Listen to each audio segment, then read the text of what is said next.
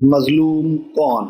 ایک motor cycle سوار کا گاڑی سے ایکسیڈنٹ ہو گیا۔ سوال یہ ہے کہ غلطی کس کی ہے؟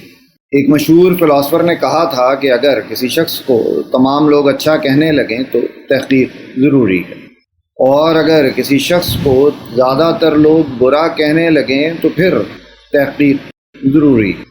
ایک دوست بتا رہے تھے کہ میڈیکل کالج سے نیا نکلا تھا، مجھے پہلی جاب لیٹ ایوننگ کی ملی، رات والوں کو ہینڈ اوور کر کے گھر جانا ہوتا تھا۔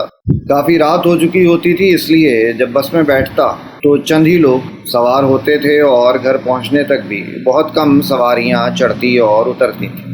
ایک دن ایک خاتون مجھ سے اگلے بس اسٹاپ سے سوار ہوئی، اور بجائے اس کے کہ ڈرائیور کی سائڈ پہ خواتین کے لیے مخصوص سیٹ پر بیٹھتی، اس کے پیچھے جہاں عموماً مرد بیٹھتے ہیں خالی سیٹ ہونے کی وجہ سے وہاں آ کر بیٹھ۔ تھوڑی ہی دیر گزری کہ انہوں نے اپنے سے پچھلی سیٹ پر بیٹھے ہوئے شخص آڑے ہاتھوں لے لیا اور اس پر الزامات کی بوچھاڑ کر دی۔ لوگوں نے بیچ بچاؤ کرایا اور اس شخص کو پیچھے لا کر بٹھا دی۔ کچھ عرصے بعد میں نے پھر ایسا ہی تماشا دیکھا، خاتون وہی تھی اور جو بھی پچھلی سیٹ پر بیٹھا تھا اس کی شامت آ گئی۔ تیسری بار جب ایسا ہوا تو کچھ نوجوان وین میں سوار تھے، وہ غصے میں آ گئے اور قریب تھا کہ اس شخص پر جو ان خاتون کی پچھلی سیٹ پر بیٹھا ہوا تھا اس کو کوئی نقصان پہنچاتے، مگر میں اس وقت تک اس کہانی کو چونکہ ایک سے زیادہ بار ہوتے دیکھ چکا تھا، میں نے آگے بڑھ کر ان صاحب کی جان بچائی اور لوگوں کو بتایا کہ یہ ان خاتون کی عادت ہے۔ کچھ عرصے تک وہ خاتون مجھے دوبارہ نظر نہیں آئی، اور کہتے ہیں کچھ عرصے بعد میری نوکری کسی مختلف جگہ ہو گئی تو اس روٹ پر آنا جانا میرا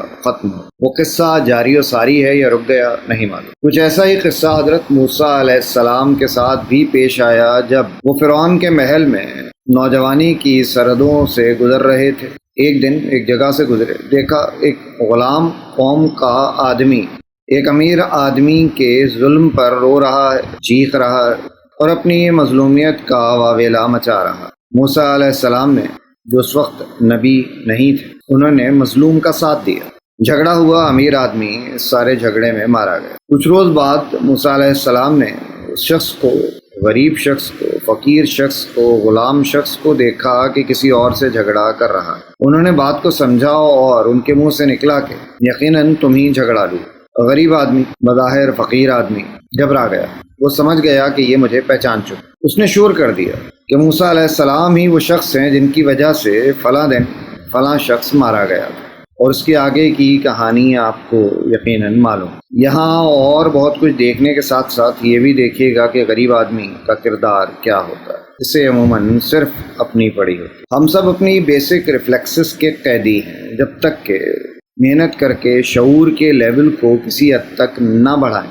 کھانا سامنے آتا ہے تو منہ میں پانی آ جاتا ہے، اور تیر سامنے آ جائے تو ہاتھ جیب کی طرف بڑھ جاتا ہے۔ اسی بنیاد پر پروپیگنڈا کی مہم چلائی جاتی ہے اور کامیاب بھی ہوتی ہے، کیونکہ اکثر لوگ شعور کے جس مقام پر پیدا ہوتے ہیں اسی پر دنیا چھوڑ جاتے ہیں۔ مثلاً عراق نے کویت پر حملہ کیا۔ مغربی حکومتوں اور ہیومن رائٹس کے لوگوں نے مل کر ایک کیمپین چلائی جس میں نیرہ نامی ایک لڑکی نے شہادت NAYIRAH نیرہ ٹیسٹیمنٹ۔ اس نے کہا کہ جب عراقی فوجیوں نے کویت پر حملہ کیا تو وہ ایک نوزائیدہ بچوں کے ICU سے انکیوبیٹرز اٹھا کر لے گئے، یعنی کچھ آلات انتہائی نگہداشت کے شعبے سے اٹھا کر وہ لے گئے، جس کی وجہ سے کچھ بچے دنیا سے چلے گئے۔ اس شہادت کی بنیاد پر ایک کیمپین دنیا بھر میں چلائی گئی، ہمدردیاں حاصل کی گئیں اور جنگ لڑی گئی اور اپنے منطقی انجام کو پہنچائی گئی۔ بعد میں کچھ لوگوں نے جب اس واقعے کو غور سے دیکھا تو پتہ چلا کہ سب جھوٹ تھا۔ اب آپ یقیناً یہ سوچ رہے ہوں گے کہ کیا ہمیں مظلوم کا ساتھ دینا چاہیے؟ کوئی فقیر سامنے آ جائے تو اس کی مدد کرنی ہے تو کیجیے، نہیں کرنی تو نہ کیجیے، خاموشی سے آگے بڑھیے۔ جس چیز کی اجازت آپ کو مذہب نہیں دیتا وہ یہ کہ آپ کسی فقیر کو تانے دیں، اسے جھڑکیں، اور شاید مذہب نے اس طرح سے آپ ہی کا وقت اور ریسورسز بچائے۔ موٹر سائیکل اور گاڑی میں اگر ٹکر ہو جائے تو ہر بار قصور گاڑی والے کا نہیں ہوتا۔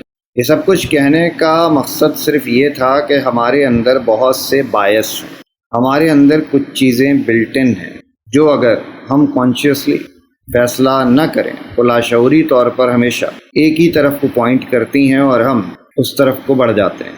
اپنے شعور کو بہتر کرنے پر توجہ کیجیے، اپنے آپ کو پہچانیے، اپنے آس پاس کی دنیا کو پہچانیے، اپنے شعور کے لیول میں اضافہ کیجیے، کیونکہ جس عہد میں ہم کھڑے ہیں یہاں سچ اور جھوٹ مزید گڈمڈ ہونے والے ہیں۔